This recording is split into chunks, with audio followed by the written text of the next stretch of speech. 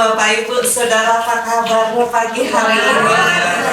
Senang sekali saya melihat Bapak Ibu semua duduk di sini. Yang sakit udah sembuh. Ini adalah yang kedua dari sesi di mana kita belajar untuk soaring above challenges, ya. Kita melayan di atas tantangan. Ini adalah bagian dari Christ likeness. Ya, waktu lalu saya menyampaikan bahwa kita perlu mempelajari kenapa Tuhan kita menyamakan dirinya dengan Raja Wali. Ya, ada apa dengan Raja Wali? Qualification apa yang dimiliki Raja Wali sehingga kok Tuhan menyamakan dirinya dengan burung yang gagah perkasa ini, ya? Dimana kita sudah belajar bahwa eagles, Raja Wali ini, dia suka menerjang badai. Dia tidak takut dengan badai. Dan dia terbang paling tinggi di ketinggian lebih dari burung-burung yang lain. Lawannya waktu itu kita bicara mengenai emprit. Terus ada yang nanya, Bu, saya ini masih emprit. Oh, bukan. Ya, DNA kita semua adalah DNA Raja Wali. Tapi ada Raja Wali yang masih diloloh, ya. Ada Raja Wali yang belum mau keluar dari sana. Ada Raja Wali yang penuh dengan ketakutan hari-hari, penuh dengan komplainan senantiasa, yang gak percaya diri bahwa dirinya punya DNA Raja Wali. Itu yang membahayakan, ya. Kalau sampai selama-lamanya tidak mengerti bahwa di dalam dirinya ada DNA Raja Wali yang luar biasa, maka anak Tuhan akan kehilangan kesempatan-kesempatan yang diperhadapkan kepada mereka dalam setiap kehidupan mereka. Dan percayalah, kita selama kita bernafas, gak pernah kita gak ada tantangan. Selalu kita akan hadapi tantangan. Tetapi bagaimana kita menghadapi tantangan ini dengan mentalitas apa? Ya, waktu itu kita bicara mengenai pertumbuhan Raja Wali. Bagaimana Raja Wali tumbuh, bangkit, dan mereka mengadaptasi mental yang kuat, ya, yang bukan biasa-biasa saja, ya. Saya katakan waktu itu, eagles don't settle in low places. Raja Wali itu tidak tinggal di tempat yang rendah, ya. Mereka melambung di ketinggian. Yang juga Tuhan memanggil kita untuk bangkit dari rasa puas diri untuk memenuhi tujuannya. Dan di dalam proses pertumbuhan ini dibutuhkan usaha yang disengaja dengan kekuatan iman. Jadi pertumbuhan yang disengaja ini, saya katakan waktu itu bahwa kita custom every movement, kita desain, kita mengcustom semua tindakan kita, gerak-gerik kita, perkataan kita, tulisan kita, penampilan kita. Kalau ibu masakannya, ya, rumahnya ditata. Kalau pelayanannya, khotbahnya tidak hanya pelayanan ya sudah, saya soalnya gembala ya, saya melayani aja tiap minggu mempersiapkan khotbah. Bukan, tetapi kita mengcustom, ya, kita sedemikian rupa tailor, ya, kayak tukang jahit. Mereka betul-betul detail mengcustom setiap pola, setiap baju, setiap desain, ya. Saya suka desain yang berbeda, yang tidak dipakai oleh orang umum. Ya. Saya memakai dan memadukan dan mengcustom saya punya penampilan, ya. Dan saya suka modif. Saya bisa jahit sedikit-sedikit karena kalau training, maka fakulti-fakulti perempuan kami, saya lihat bajunya ini agak kedodoran sini. Saya bawa mesin jahit di hotel, ya. Mesin jahit Singer. Lalu waktu saya ulang tahun, mereka kasih mesin jahit yang beneran, yang bagus, ada 52 stitches, ya. Jadi ada gini-gini, ada gini-gini, ada gini-gini 3, ada yang 2, macam-macam. Ada yang gini, ada yang gini, ya. Nggak pusing, tinggal milih, ya, tinggal milih mau apa gitu, mau bordir, mau custom gini, mau apa. Nah, saya suka custom, saya suka meng-custom, saya suka detail, semuanya harus diusahakan. Kita tidak kayak punya anak gak digelundungkan aja terus jadi dewasa sendiri, enggak kan? Ya, anak dibentuk bagaimana cara ngomongnya, bagaimana berpakaiannya, dan sekolah yang dipilihkan yang terbaik dan sebagainya. Pelayanan-pelayanan kita akan membuahkan pelayanan-pelayanan luar biasa saat kita melakukan usaha yang disengaja. Saya satu kali Tuhan minta saya, jadi itu dulu banget, ya, untuk membuka gereja Alamaya. Saya bilang, Tuhan, kan sudah banyak www, ya, website. Kan sudah banyak, Tuhan, ngapain lagi saya memenuhi dunia maya dengan gereja Alamaya? Tapi ya kita percuma lah sama Tuhan kan. Jadi saya mulai panggil desainer, ya. Saya lihat desain dia dulu. Desainnya cocok nggak dengan saya? Kekinian nggak? Keren nggak? Kalau desainnya biasa, boring, membosankan, no, saya minta desainer yang bagus, ya, yang bisa menerjemahkan keinginan saya, menerjemahkan hati saya. Saya nggak bisa desain website, tetapi melalui orang lain yang bisa desain, saya bisa bayar, begitu. Lalu saya mulai mikir, ini website kan begini-begini ya, di tempat-tempat lain pelayanan kan gini-gini. Bagaimana saya membuka gereja dengan signature saya? Signature tahu? Ciri, tanda tangan artinya sebenarnya. Tetapi ciri yang bisa saya tampilkan dengan berbeda, ciri saya. Kemudian mulailah saya foto, ya, saya sesi foto sama fotografer teman saya gitu ya, khusus memang, yang mana saya nendang gitu ya. Lalu saya pakai brom, pakai banyak cincin yang ngebrom gitu, sabuk metal gitu ya. Lalu saya kasih adeng-adeng di sini nih, adeng-adeng sini gede gitu ya. Lalu macam-macam lah. Saya sesi lagi di Kebun Raya Bogor, ya, di pohon-pohon. Lalu saya bawa koper gede, duduk di koper dan sebagainya. Kemudian saya pengen punya audiens yang berbeda.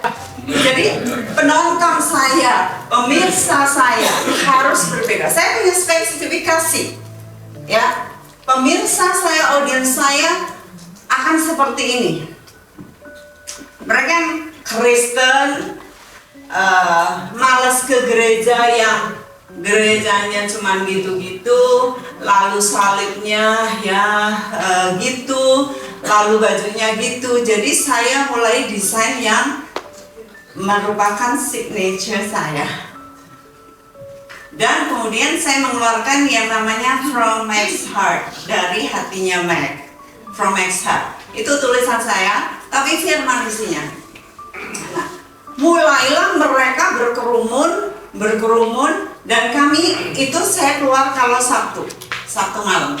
Nah, kalau Sabtu malam itu jam, macet, karena banyak yang rumunin. Saya heran, jam 00:01. Saya heran karena saya pikir cuma tulisan, ya kan? Bukan khotbah seperti ini di mimbar. Tapi ternyata banyak sekali penggemarnya sampai macet, gitu ya. Saya serius tuh, dan saya tekunin, dan saya sangat detail, ya. Saya sangat detail dengan tulisan saya, dengan ini, dan mereka banyak sekali, dan mereka ini gereja Alamaya ya, mind you. Terus mereka gini. Saya mau nabur persembahan gimana? Saya nggak ngasih amplop, nggak ngasih kotak persembahan, saya nggak kasih nomor rekening bank saya, ya. Ini gereja loh, ya. Mereka bebas ambil firman yang saya bagikan. Barulah mereka bilang, saya pengen bantu pelayanan kamu, Meg. Oh, oke. Kami kirim nomor. Lagi, gimana dong? Saya bisa ikut pelayanan ini. Oke, jadi akhirnya saya kumpulkan mereka kirim uang, dan kami kirim laporan pelayanan. Dan satu kali sudah banyak, ya. Saya kumpulkan, ayo kita ketemu deh, ya. Mereka ketemu, pengen lihat Magdalene yang aslinya kayak apa, gitu ya. Akhirnya kami ketemu, dan saya memberkati mereka dengan hadiah-hadiah sebagai ucapan terima kasih. Kemudian tambah lagi di luar kota, saya mulai kopi darat ya, dengan mereka partisipan di Surabaya, gitu ya. Lalu kemudian lagi saya undang lagi, mereka nggak usah kami sibuk, kami kirim duit saja, coba. Dan pelayanan kami akhirnya bergulir karena saya custom, karena saya desain. Dan mereka bilang, wow, ternyata bisa ya Kristen tapi keren ya.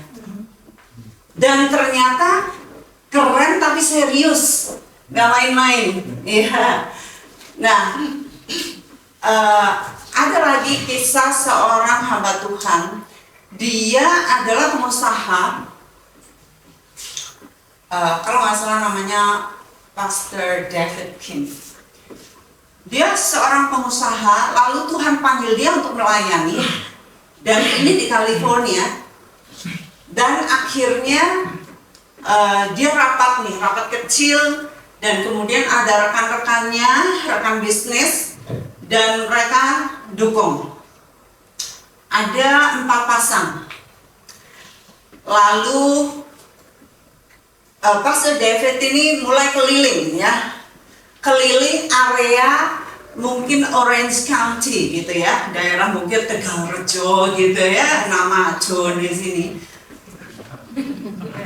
Orange County ya, dia keliling area-area sana, dan kemudian area-area gerejanya semua mirip-mirip, tapi saya pengen gereja misi yang hanya sedikit saja.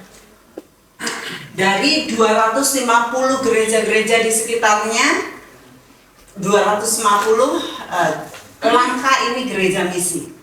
Mulailah dia ngomong sama rekan-rekannya, dan rekan-rekannya yang satu bilang, oh nggak bisa, kita harus ini. Kalau kamu nggak setuju dengan visi saya, silakan keluar. Saya cari orang yang sepakat berjalan bersama saya. Cool kan? Jadi akhirnya dia mulai, uang belum banyak, tapi dia mulai kirim suami istri ke Guatemala, dari Guatemala, ya. Mereka bilang, gimana, kita belum punya duit, nggak apa-apa. 80% keuangan dikirimkan ke misi. Dan akhirnya dia menjadi besar, dan di seluruh dunia. Saya punya catatannya, tetapi ini baru muncul saat saya bicara di sini, sehingga saya tidak bisa menampilkan apa yang dia capai selama bertahun-tahun. Dia punya missionary 600 di negara mana, 1000 di negara mana, berapa ratus lagi di 200 di negara mana, dan wow, itu kalau kita custom. Kalau kita hanya buka gereja asal-asalan, ya saudara juga dapatnya that's right. Itu sebabnya kita dalam segala hal kita custom. Kita bicara dengan orang, kita custom. Iya. Apalagi kita nggak tahu siapa yang kita khotbahin. Seperti suatu kali, jadi saya duduk sama international director dari John Robert Power. Jadi itu ke penampilan, kepribadian, mengajarkan begitu. Lalu dia beribadah di Malang dan dia cerita sama saya, kamu tahu nggak, Matt? Itu pendeta. Dia khotbah, dia ngomong ini, amin. Terus nggak ada yang jawab. Aku buram ini. Saudara, hati-hati kita ngomong itu kepada siapa, di hadapan siapa. Dan ini international director ini ada di situ dan dia ngomong sama saya, dia salahkan. Orang sehebat dia katanya khotbah begitu, dia nggak tahu siapa yang dikhotbahin dia. Berarti dia sebut saya kuburan juga dong. Dia sebut saya, itu tidak mengenakan. Ya, kita enak merucut ngomong, tetapi itu akan selamanya membekas di hati audiens kita. Dan kalau mereka tidak diberkati, mereka tidak akan undang. Ya, itu kerugian buat hamba Tuhan yang memang suka diundang. Ya.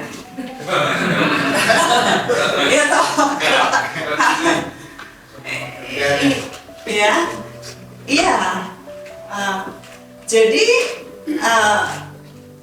kata-kata itu menentukan kita memperoleh berkat atau kita sendiri yang menahan berkat.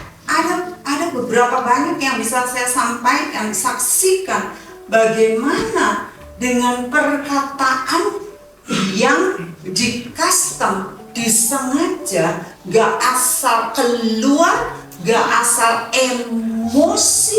Kalau kita rasa senang, puas kalau kita mengungkapkan muntake, ya. Iya kan?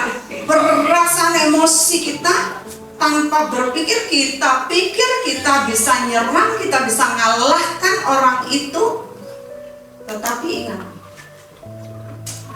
ya, kita lagi nutup berkat kita sendiri. Tetapi saat ada banyak ayatnya yang mengenai perkataan di Amsal khususnya.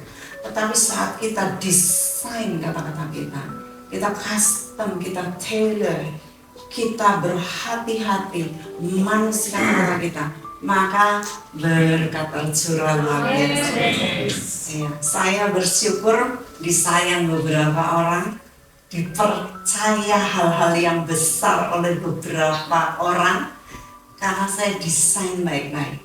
Saya desain pertemuan saya desain perkataan jawaban saya, dan orang bisa, oh kamu Meg, dan orang itu memberkati.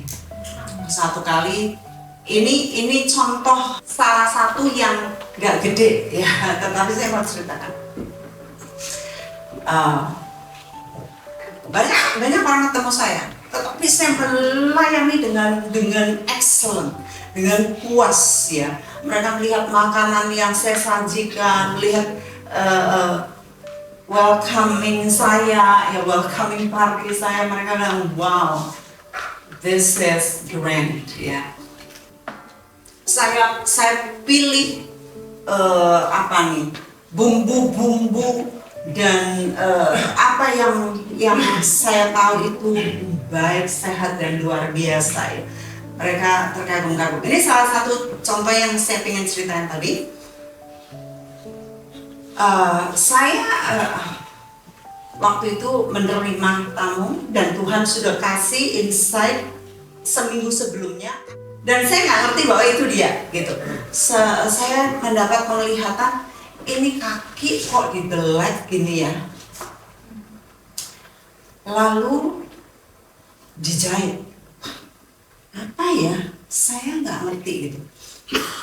Dan I had no idea bahwa orang yang akan datang itu mengalami itu gitu. Jadi dia datang dan dia mulai ceritain gini. Kaki saya dibelet gitu. Saya bilang,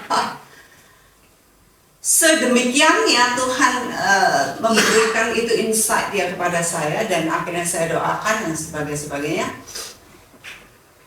Saya nggak ingat ya apakah kayaknya berikutnya saya melayani dia dengan baik. Satu kali dia datang dengan uang beberapa ratus juta. Saya serahkan ke ministry. Ada namanya, Magdalene. Amplopnya mata uang asing kayaknya, mata uang Singapura. Ya. Saya serahkan. Berapa waktu lalu? Ya. Ini ibu. Beberapa $. Saya senang bisa ketemu ibu sendiri, saya serahkan ke ibu. Dan ini buat pelayanan. Ya, saya nggak ambil. Ya. Nah, yang saya mau bilang, saudara, kita custom. Ya. Sehingga orang mempercayai kita, mempercayakan kepada kita nggak dipandang sebelah mata. Orang kalau lihat kita nih, gitu. Jadi dapat 2 tolehan, ya kan? Kita dapat 2 tolehan. Kalau cuma 1 lah, ya tidak layak dipandang, biasa aja, gitu. Tapi kalau ya lewat aja,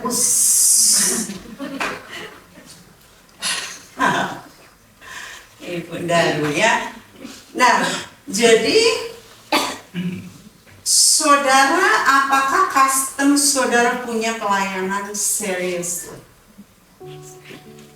Kualitas pembangunan dari pelayanan dan hidup saudara itu dari apa? Apakah dari emas? Apakah dari permata, perak, kayu, rumput kering, atau jerami? Saudara bisa menilai, dan itu adalah prinsip. Ya, kalau prinsip satu di sini jerami, ya di berbagai segi kehidupan itu jerami. Tetapi kalau prinsip kehidupan kita sudah emas, kita akan ngarah ke emas. Kita akan ngarah ke best service, standar excellence. Kita akan ke sana. Ya. Saya ingat Catherine Coleman, dia berkata, dia kalau nyuruh staff-staffnya, cari yang terbaik, cari bahan yang terbaik, sediakan yang terbaik. Tapi mahal nggak apa-apa, layak untuk kita berikan kepada Raja segala raja. Itu menginspirasi saya, saudara. Kalau kita melayani the best, melayani Raja segala raja, kita custom yang terbaik untuk dia. Dan kita ini memancarkan kemuliaan dia, kita kecipratan. Lalu kita waktu itu juga bicara mengenai eagles fly alone. Jadi Raja Wali itu mereka terbang sendiri, nggak bergerombol, nggak berkerumun. Ya, mereka mempersiapkan pertumbuhan dengan sarang yang dibangun di atas tebing tinggi dan aman. Nah, saya sampaikan ini bahwa kita dalam masa persiapan, bahwa seperti Yohanes Pembaptis yang hanya keluar saat firman Tuhan memanggil dia keluar. Tetapi banyak dari kita sibuk keluar terus, gak ada waktu untuk merenung, menanti Tuhan, bertanya kepada Tuhan, dan mendengar suara Tuhan. Saya paling senang kalau sama Tuhan, Tuhan boleh nggak saya duduk di sebelahmu? Boleh nggak bersandar di dadamu? Boleh nggak saya nggak ngomong apa-apa? Boleh nggak saya dengar detak jantungmu?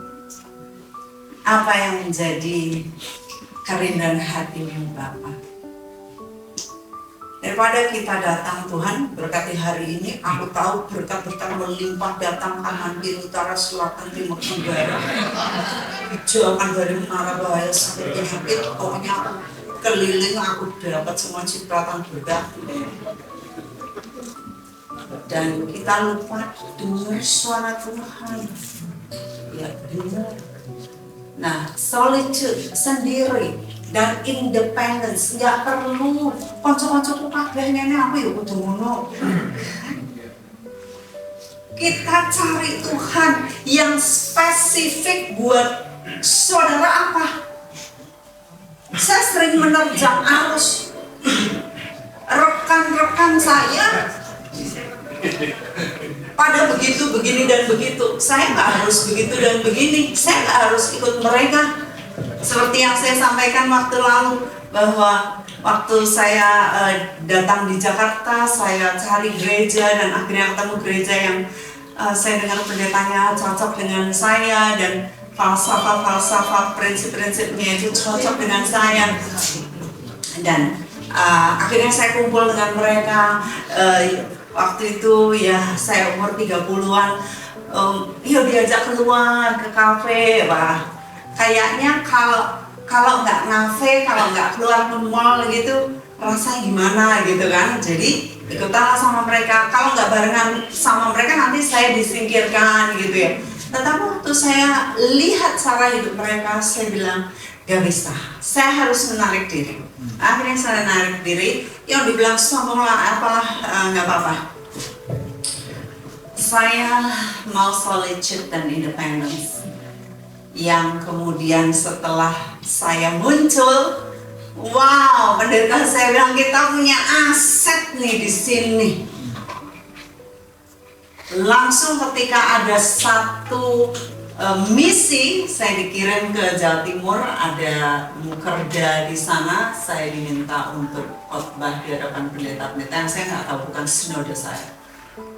Dari sana Tuhan angkat saya khotbah di mubes-mubes sinode-sinode besar. Dan mereka berkata, wow, ini bukan konsumsi umum, ini kamu punya khotbah. Boleh nggak kami ajak kamu keliling Indonesia untuk khotbah di hadapan pendeta-pendeta? Itu kesaksian mereka. Jadi ini yang saya sampaikan, bahwa eagles fly alone. Jangan takut dibilang ini dan itu, tetapi kita sedang mempersiapkan apa yang akan kita berikan, tampilkan, sampaikan, tergantung dari bagaimana kita mengasah hari-hari di hadapan Tuhan. Lanjut ya, fearlessness. Apa ini fearlessness? Ya, ketidaktakutan. Gak ada takut-takutnya, gitu ya, gak ada takut-takutnya. Nah, eagles punya spirit of a conqueror. Conqueror itu penakluk. Ya, eagle, elang tidak takut akan kesulitan. Ia menghadapi badai secara langsung face to face. Menggunakannya sebagai kesempatan untuk terbang lebih tinggi. Nah, kita ini dipanggil dengan semangat penakluk, saudara. Jangan jireh, jangan kecil hati. Kalau ada problem kita lele air mata, saudara ketawain itu masalah, ketawain. Karena Tuhan mempersiapkan sesuatu yang besar buat kita. Bergembiralah karena Tuhan, maka Ia akan memberikan apa yang diinginkan hatimu. Bergembira. Jadi kalau saudara kena masalah, menangislah di hadapan Tuhan, gitu kan? Enggak, ayatnya enggak gitu. Ya, bergembiralah. Itu bersukacitalah, ya. Bersukacitalah senantiasa, apapun yang kamu hadapi senantiasa di dalam Tuhan. Sekali lagi kukatakan bersukacita. Jadi gak ada alasan buat anak Tuhan, apalagi pemimpin hamba-hamba Tuhan, untuk nangis dan komplain, mewek, merenungi nasib.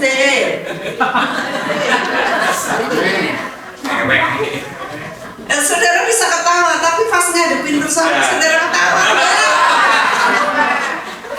Aduh, mewek.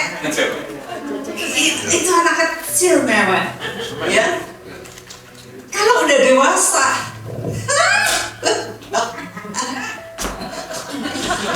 aku berkata apa menurut yo. Itu sikap saya sejak dulu. Kalau ada masalah, kayak Daud ya. Ini gede gombong banget ini. Nah, aku ngalahnya deh opah kok. Keliling dia cari opah dulu, tanya. Saudara harus punya spirit mental dari conqueror. Benar lo. Jangan lo kemana-mana. Wah, soalnya aku didukung. Nah ini baru diketawain dia berarti saya. Ya gini diketawain. Wah, itu mental. Dalam kaitannya ini bukan masak-memasak. Jadi ini upgrade ya. Kita harus punya spirit of conqueror, sebab Elohim tidak memberi kita roh ketakutan, melainkan roh kekuatan, kasih, dan itu bahasa lainnya akal sehat. Akal sehat, mikir, kita nggak cuma berdoa di hadapan Tuhan. Kemarinnya saya ada di satu kelas kami, kelas pemuridan Zoom dari seluruh dunia. Lalu saya pegang kelas dan saya ada masuk di beberapa kelas secara beruntun. Nanti satu sesi itu bisa beberapa tahun. 1 tahun, 2 tahun, 3 tahun, beberapa 1, 2, 3 sesi gitu ya. Lalu ini sudah di modul yang kelima di kelas yang kemarin itu saya pegang. Sudah modul kelima, entah sudah berapa tahun, kayaknya udah 9 tahun mereka. 9 tahun. Lalu seorang menceritakan mengenai problemnya. Terus saya tanya, terus kamu ngadepinnya gimana? Ya saya cuma berdoa sama Tuhan. Berdoa sama Tuhan. Saya bilang fasilitatornya mana? Saya salahkan fasilitatornya. Oh bukan salah fasilitatornya. Ya, kita dewasa ini bukan berdoa kepada Tuhan. Kita bukan defensif. Oh Tuhan tolong saya. Oh Tuhan, bukan gitu. Kita offense, kita nyerang. Ya.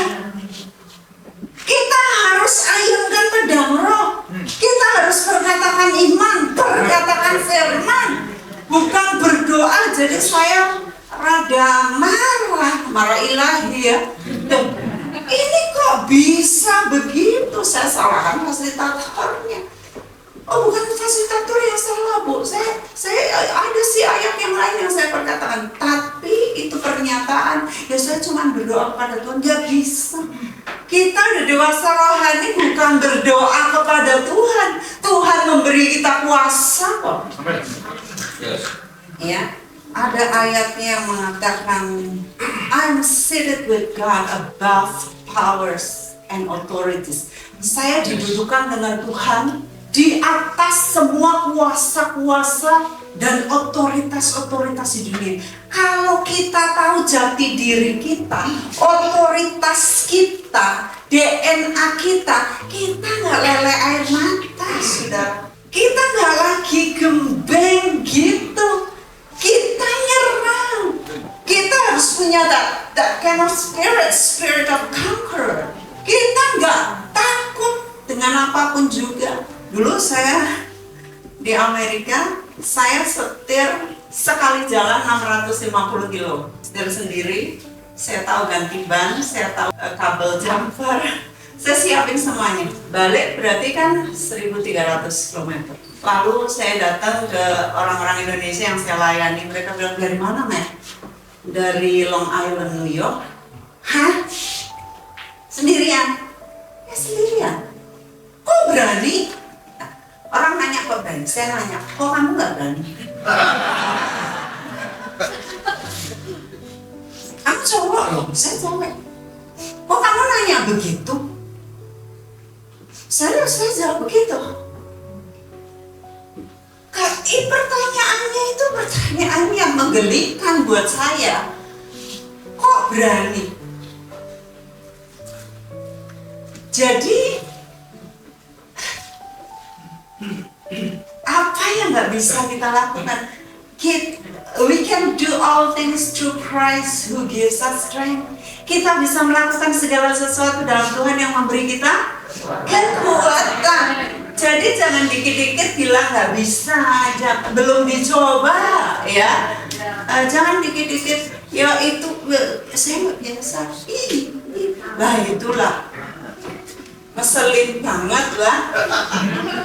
Cewek aja lihat gitu ngeselin gitu, apalagi cowok lihat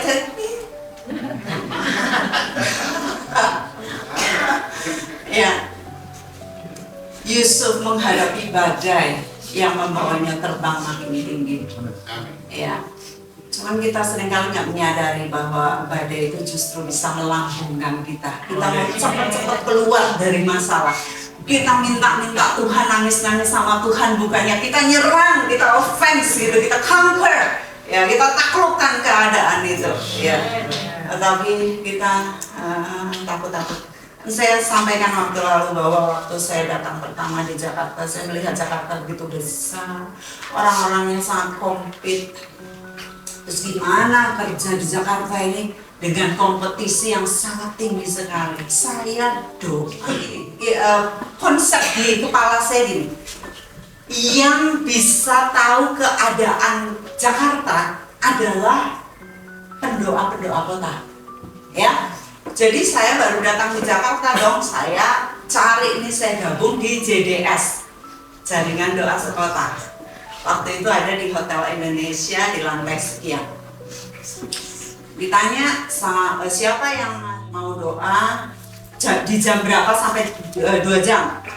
Siapa yang mau ambil ini? Saya ambil yang sulit, yang orang nggak ngambil. Jam 10 sampai 12 atau 12 sampai 2 gitu ya. Jadi yang jarang orang, yang orang nggak mau, jalan sempit. Ya.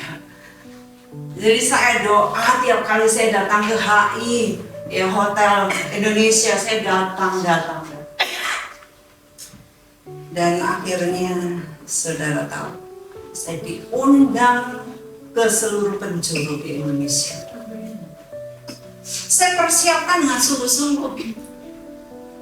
Saya beli buku suku-suku yang terabaikan, saya pelajari. Saya beli lagi peta Indonesia dengan detail provinsinya ada apa di sana, dan buku pariwisata. Biasanya kita dapat clue jawaban dari buku-buku pariwisata. Di sana ada candi apa yang kita perlu doakan. Di sana ada kuburnya Kiai siapa yang keramat. Di sana ada apa, pembunuhan apa. Jadi saya datang ke Ambon, saya nanya di mana tempat itu ditembak ya,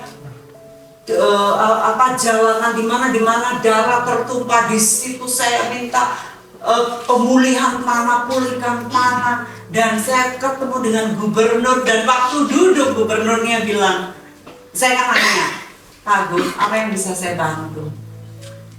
Tolong doakan untuk pemulihan tanah kamu.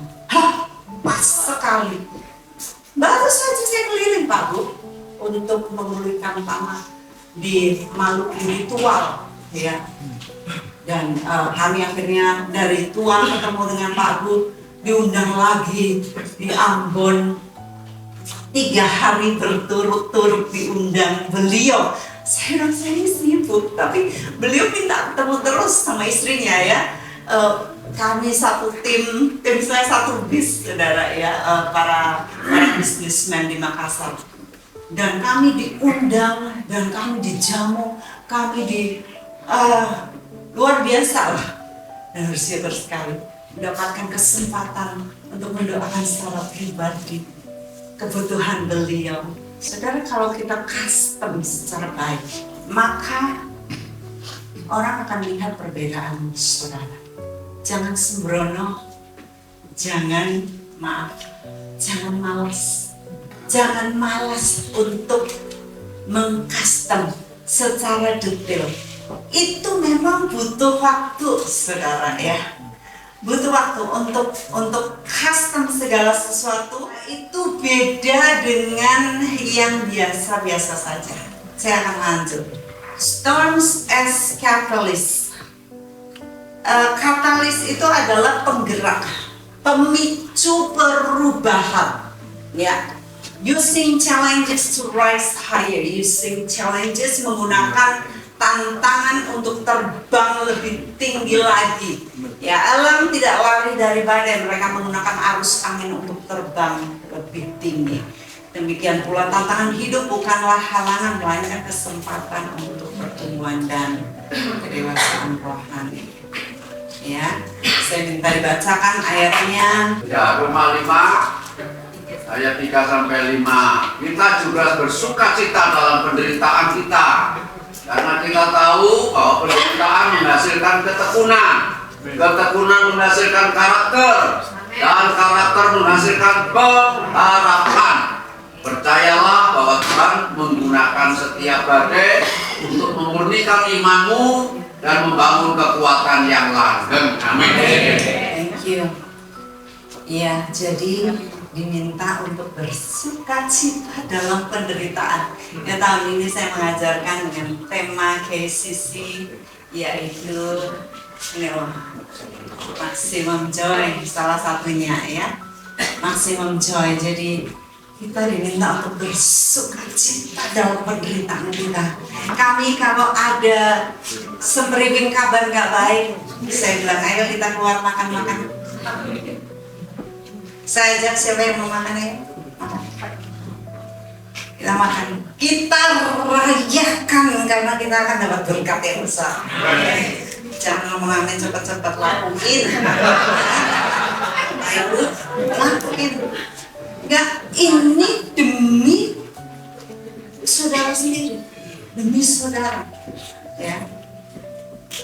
Jadi storm, badai itu sebagai pemicu penggerak.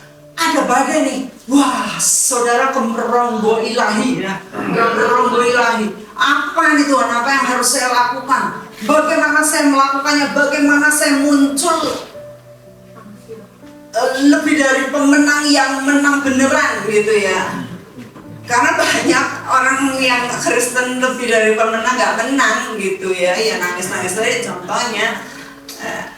Nah, bagaimana kita bisa menang? Tadi pagi saya mendapatkan ini bagus namanya, kisah tentang Viktor Frankl. Siapa yang tahu Viktor Frankl? Ya. Tolong dibacakan. Pak Yerim bisa bacakan tahun 42. Tahun 1942, Viktor Frankl adalah psikiater terpandang di Wina dengan naskah buku yang hampir selesai. Dalam hitungan minggu seluruh hidupnya sudah dirampas.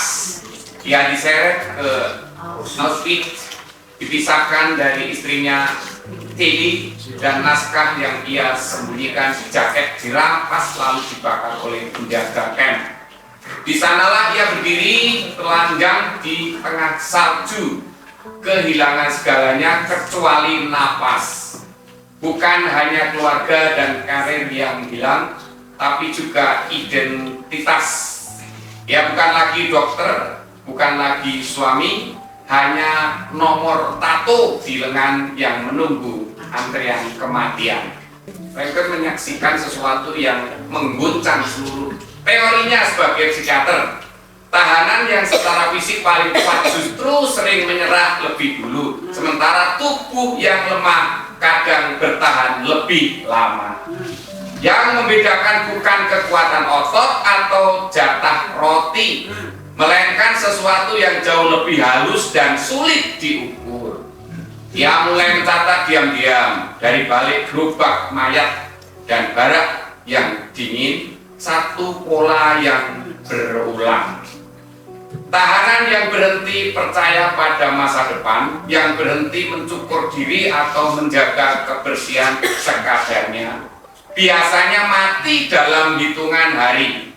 Harapan ternyata bukan sekedar perasaan, tapi mekanisme bertahan hidup yang nyata. Frankel kemudian merumuskan gagasan yang telah mengguncang dunia psikologi. Ia menolak pandangan bahwa manusia hanya digerakkan oleh kenikmatan seperti kata Freud atau oleh kekuasaan seperti kata Nietzsche dan Adler, sulit-sulit toh, yang membuat manusia bertahan. Katanya adalah dorongan mencari makna, sekalipun dalam penderitaan paling kejam sekalipun. Right? Dari sinilah lahir logoterapi, aliran psikologi yang ia kembangkan justru saat tubuhnya kelaparan di barak Auschwitz. Ia menulis bahwa manusia bisa merebut kembali satu kebebasan terakhir yang tak bisa dirampas siapapun, yaitu kebebasan memilih sikap terhadap penderitaan yang menimpanya. Frank membawa gagasan ini pada satu titik yang kontroversial. Ia menolak anggapan bahwa hidup harus bebas derita untuk disebut bermakna. Baginya, justru penderitaan yang dihadapi dengan sikap yang benar bisa menjadi sumber makna paling dalam. Sebuah klaim yang bertentangan dengan seluruh budaya modern yang mengejar kenyamanan. Ia bahkan menulis bahwa mencari kebahagiaan secara langsung justru sering membuat orang gagal menemukannya. Itu dia salah satu kuncinya. Kebahagiaan, katanya, adalah efek samping dan hidup yang bermakna, bukan tujuan yang bisa dikejar begitu saja. Pernyataan ini mengubah cara jutaan pembaca memandang penderitaan mereka sendiri setelah buku ini terbit. Frankel selamat dari Auschwitz dan menulis kembali naskahnya dalam 9 hari setelah dibebaskan. Buku yang lahir dari Abu Ghraib konsentrasi itu kini terjual lebih dari 12 juta kopi dan diakui sebagai salah satu buku paling berpengaruh di abad ke-20. Kisah dan gagasan Frankel ini dibahas tuntas dalam pembahasan buku Men Search for Meaning yang tersedia di Logika Filsuf. Dapatkan pembahasannya sekarang dan temukan cara memaknai penderitaan yang mungkin sedang kamu hadapi. Nah, ini bukunya ya. Man Search for Meaning. Carian manusia akan sebuah kehidupan. Ya, beliau bebas dari konsentrasi camp dan meninggal di usia 92 tahun 97. Jadi sebagaimana kita sudah tadi dengarkan dan baca ya, bahwa sebenarnya mencari kebahagiaan, mencari berkat, kalau banyak hamba Tuhan ya, mencari berkat, mencari keuntungan, mencari kekayaan ditemukan bukanlah saat kita mencarinya, tetapi justru saat kita mencari tujuan, kita menghadapi masalah, badai, dan berdiri di atas badai untuk melayang maka kita justru menemukan arti kehidupan itu. Ya. Dia melihat pola bagaimana orang di concentration camp itu meninggal. Orang yang nampaknya kuat banget tetapi gentar, ya, gentar saat gentar, yang mudah untuk dipatahkan semangatnya. Dan saat semangat seseorang patah, pudar, dia nggak bisa berdiri. Saat seseorang tidak ada harapan, maka cepat sekali dia untuk akhirnya mati. Karena nggak ada harapan.